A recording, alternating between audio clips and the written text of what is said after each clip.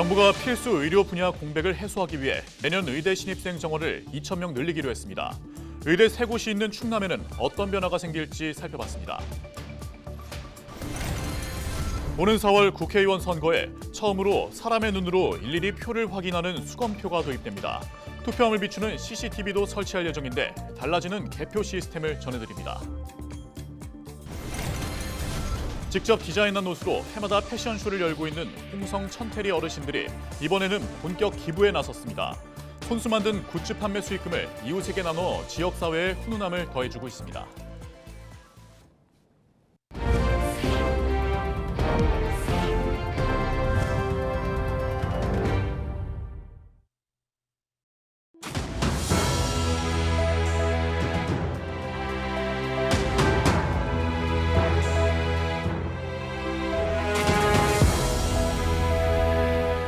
시청자 여러분 안녕하십니까? 헬로티비 충남 뉴스입니다.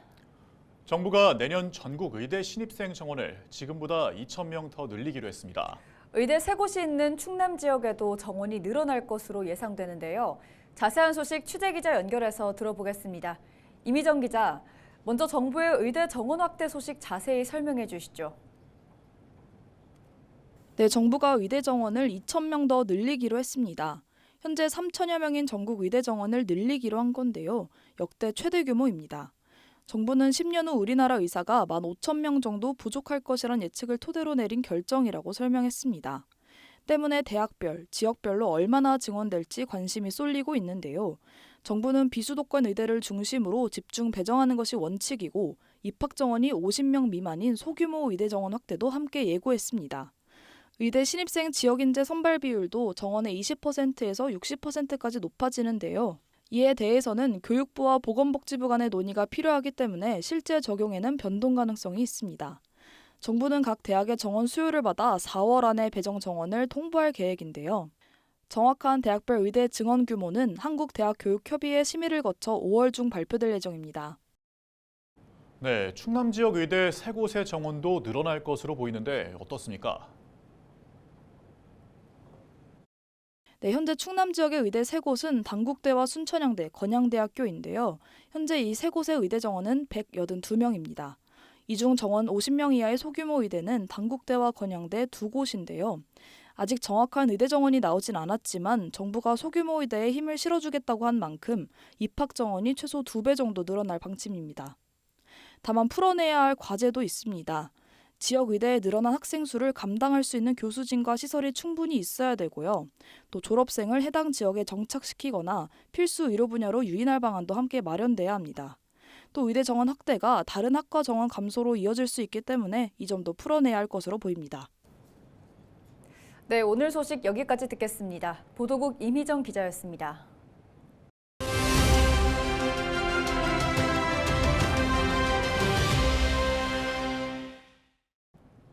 오는 4월 치러지는 국회의원 선거에서는 부정선거 논란이 과연 사라질 수 있을까요? 네, 선거관리위원회가 투 개표의 신뢰성을 높이기 위한 시스템을 추가했습니다. 보도에 안수민 기자입니다.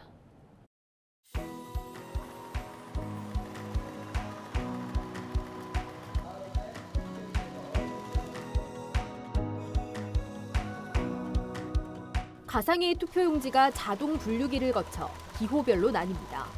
개표 사무원들이 투표지를 받아들고 한 장 한 장 넘기며 후보와 정당을 확인합니다. 오류가 없는지 사람의 눈으로 일일이 다시 점검하는 수검표 절차입니다. 수검표가 끝난 뒤 투표용지가 다시 심사개수기를 거치면 집계가 마무리됩니다. 선관위는 선거의 신뢰성을 높이기 위해 이번 총선에서 처음으로 수검표를 도입합니다.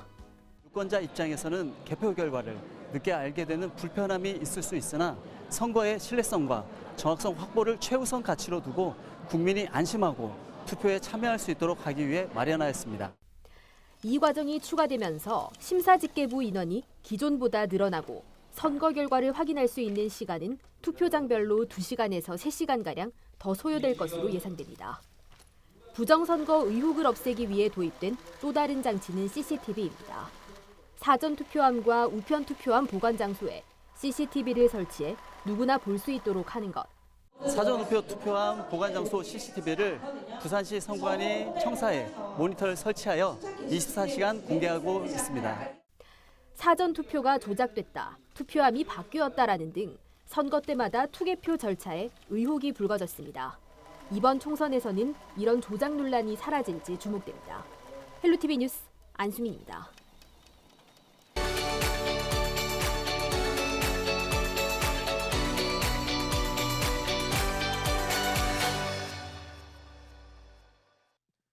이번 제22대 국회의원 선거 4월 10일 수요일입니다. 이보다 앞서 4월 5일과 6일에는 사전투표가 진행되죠. 선거일 기준으로 18세 이상의 국민, 그러니까 2006년 4월 11일에 태어난 사람까지 선거권을 갖는데요. 만약 국내에서 투표를 할 수 없는 경우에는 어떻게 해야 할까요? 18세 이상인 대한민국 국민으로 외국에서 투표하려는 사람은 바로 재외선거 대상자로 분류됩니다. 재외선거 대상자는 주민등록번호 유무에 따라 국외 부재자와 재외선거인으로 나뉘는데요. 주재원, 상사원, 유학생 등 주민등록이 되어 있는 상태로 해외에 체류 중인 사람은 국외 부재자, 해외 영주권자 혹은 주민등록 말소자처럼 주민등록이 되어 있지 않은 사람은 재외선거인에 해당합니다.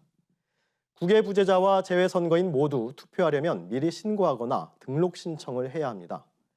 이번 총선의 국외 부재자 신고 기간과 재외선거인 등록 신청 기간은 선거일 60일 전인 2월 10일까지입니다. 신고 절차는 바로 이곳 중앙선거관리위원회 재외선거 인터넷 신고 등록 신청 시스템에서 밟을 수 있습니다. 먼저 주민등록번호 유무 여부를 확인한 뒤 전자우편 주소 유효성 검증에 이어 신고서 또는 신청서를 작성하면 끝납니다. 다만 재외선거인의 경우 지난 제20대 대통령 선거에 참여한 사람이라면 등록 신청 없이 투표할 수 있습니다. 재외선거 투표는 재외공관 등에 설치하는 재외투표소에서 할 수 있는데요. 본인 확인 후 투표용지와 회송용 봉투를 수령하고요. 기표한 투표용지를 회송용 봉투에 넣어서 투표함에 투입하면 됩니다. 사전투표소나 선거일, 투표소를 찾을 수 없는 사람 또 있죠. 바로 배에 승선할 예정이거나 승선 중인 선원입니다. 선상투표는 선상에서 팩스를 사용해 투표지를 선거관리위원회에 전송하는 방식으로 이뤄집니다. 선상투표자의 비밀투표를 보장하기 위해 선박에서 전송된 투표용지의 기표 내용이 보이지 않도록 봉함 출력하는 특수 팩시밀리, 쉴드 팩스를 사용합니다. 이번 총선의 선상투표 기간은 4월 2일부터 4월 5일까지로 이 기간 선장이 정한 날 하루 동안 실시됩니다. 선상투표 신고는 3월 19일부터 23일까지, 승선 예정 선원은 서면 신고로, 승선 중인 선원은 선상투표 홈페이지로 신고서를 전송하거나 팩스로 보내면 됩니다. 투표하는 한 걸음, 미래를 위한 큰 걸음. 제22대 국회의원 선거, 재외국민과 선원 여러분의 소중한 걸음도 함께하는 선거가 되길 기대합니다. 슬기로운 유권자 생활, 박주연입니다. 요즘 물가가 오르고 있다 보니까 등록금 돈에 대한 가치도 또 이렇게 오르고 있다 보니까 그거에 대한 이제 돈에 관련된 문제가 좀 시급하다 보니까 공부만을 집중을 해서 성적을 올리고 그리고 그 성적으로 대학 진로에 취업을 하거나 사회에 나아가야 하는데 그러지를 못하고 대학생이 돼서 알바를 하면서 돈을 모으면서 공부까지 같이 해야 하니까 그거에 대한 어려움과 힘듦이 좀 있는 것 같아요.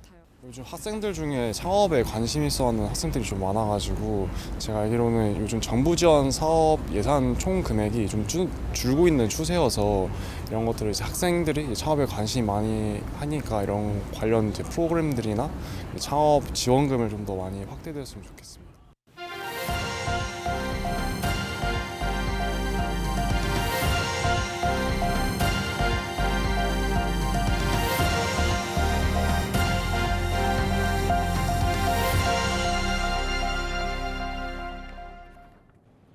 홍성의 한 마을 어르신들이 디자이너로 변신해 눈길을 끌고 있습니다.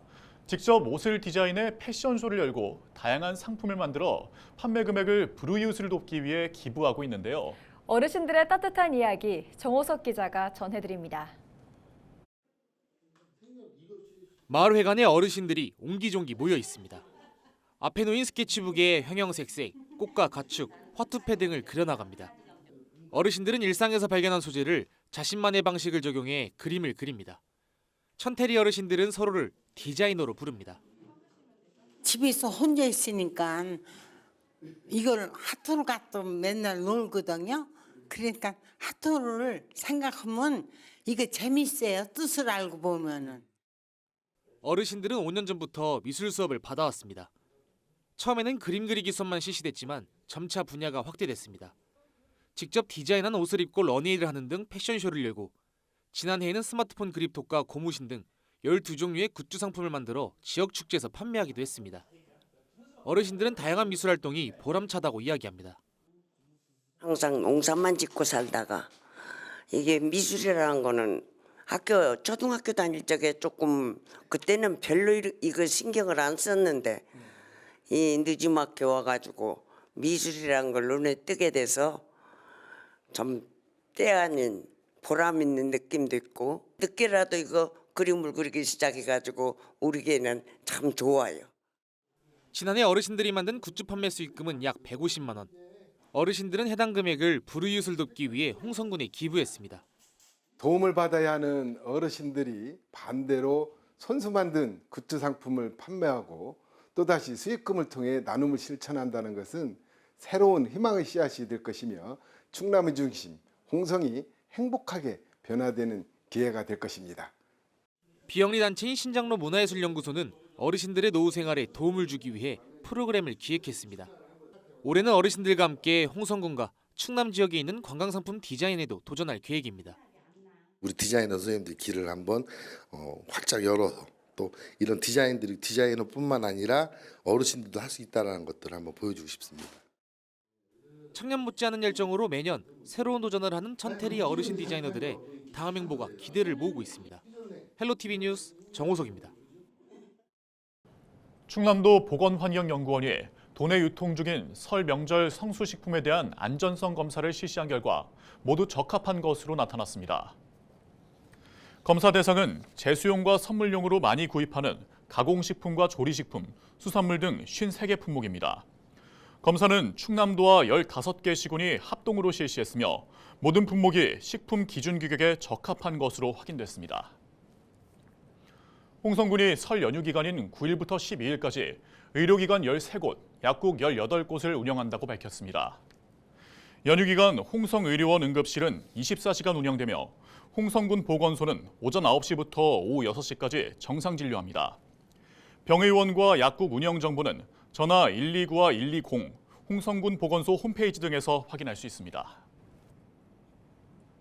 당진시가 사교육비 경감을 위해 강남구청 인터넷 수능방송 수강료를 지원합니다. 지원 대상은 당진에 거주하거나 지역 학교에 재학 중인 중고등학생 250명입니다. 이들은 주요 5개 과목을 1년 동안 무제한 수강할 수 있습니다. 수강료는 1년에 4만 5천 원이지만 당진시가 3만 5천 원을 지원해 1만 원만 내면 됩니다. 신청은 평생학습 통합 플랫폼 배움나루 홈페이지에서 오는 13일부터 23일까지 하면 됩니다. 서산시가 교통약자의 이동권 보장을 위해 나섭니다. 서산시는 다음 달 1일부터 특별교통수단의 운행 시간을 확대 운영한다고 밝혔습니다. 이에 따라 아침 7시부터 자정까지 특별교통수단을 운영하고 저녁 7시부터는 특별교통수단 차량 1대를 전담 배치할 계획입니다. 또 대전 지역은 병원 진료 목적이 아니더라도 특별교통수단 이용이 가능합니다. 특별교통수단은 대중교통 이용이 어려운 장애인과 노인 등이 이용할 수 있는 휠체어 탑승 설비가 장착된 차량입니다. 당진시의 교통문화지수가 개선된 것으로 나타났습니다. 당진시는 지난해 교통문화지수 등급이 지난 2022년 2등급에서 C등급으로 2단계 상승했다고 밝혔습니다. 이와 함께 인구 30만 명 미만 지자체 49곳 중 31위를 차지했다고 밝혔습니다. 이는 전년 대비 18위 상승한 수치입니다. 당진시는 횡단보도 정지선과 신호 준수율의 점수가 낮다며 시민들의 일상생활 속 교통법규 준수가 중요하다고 당부했습니다. 이상으로 뉴스를 마칩니다. 저희는 언제나 지역민 여러분과 함께합니다. 시청해주신 여러분 고맙습니다.